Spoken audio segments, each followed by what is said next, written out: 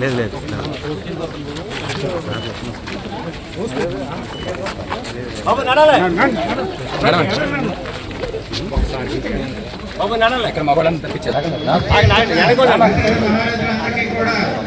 మహేష్ గారి నాయకత్వం, గన్ని నాయకత్వం, శ్రీ గౌరవ పుట్ట మహేష్ కుమార్ గారిని సగౌరవంగా వేదిక మీద ఆహ్వానిస్తున్నామండి. నాయకత్వం. అలాగే అలాగే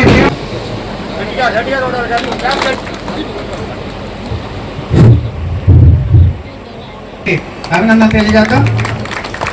అలాగే మురిపక్క భారీ గజమాలతో గన్ నాగోపాలరావు గారిని వేదిక మీద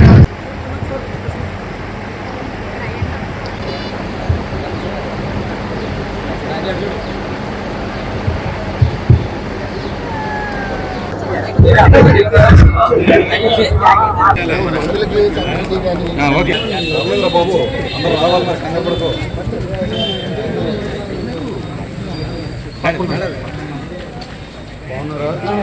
అభివృద్ధి కార్యక్రమాలు వస్తున్నాయండి. స్పందనం పడిందా? ఏమండి ఆయన మండల పార్టీ పెట్టండి.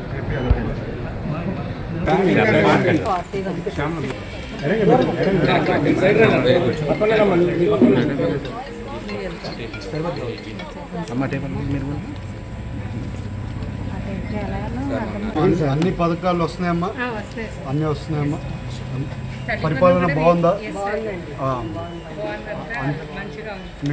మేమేమేం చెప్పాము అన్ని చేస్తున్నారా?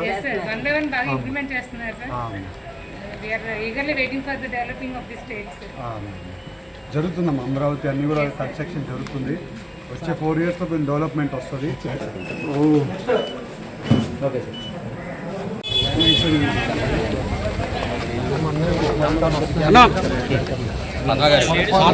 పార్టీ ప్రెసిడెంట్ అన్న మీరు అడగండి. మా దగ్గర ఇంకొకటి అమ్మ మీకు పెన్షన్ వస్తుందమ్మా. ఎంత బాగానే ఉంది అమ్మ. ఏమైనా ఇబ్బందులు ఉన్నాయా? Sir okay sir. వకీల్ ఉందా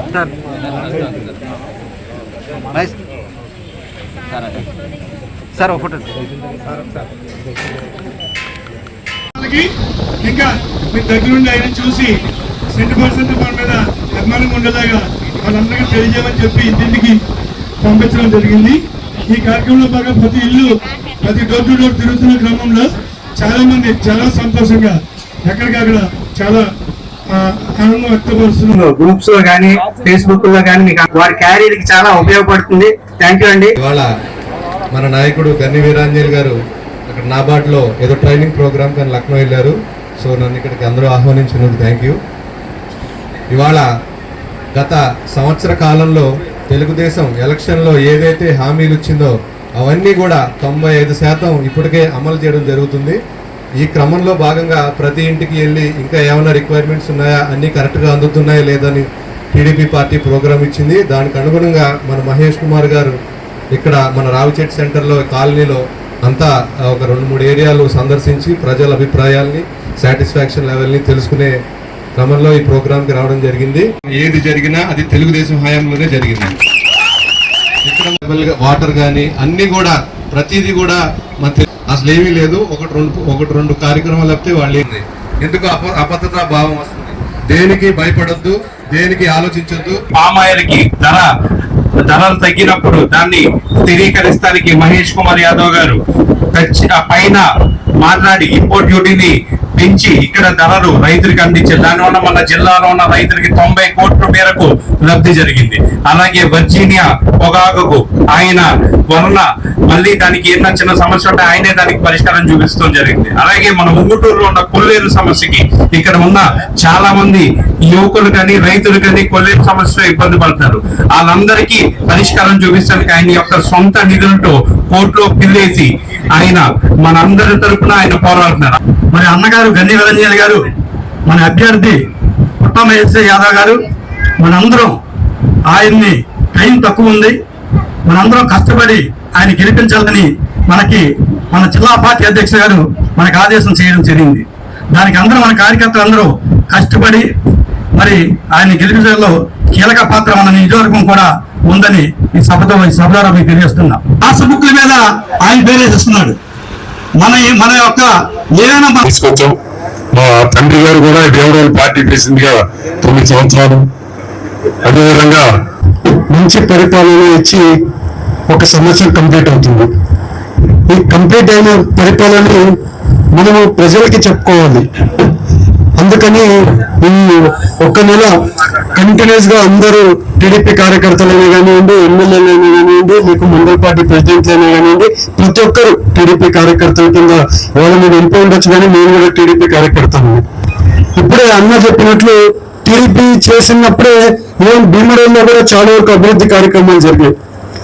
ఎప్పుడు కూడా అభివృద్ధి కార్యక్రమాలు చేయాలంటే టీడీపీ పార్టీ ముందుకు వెళ్తుంది.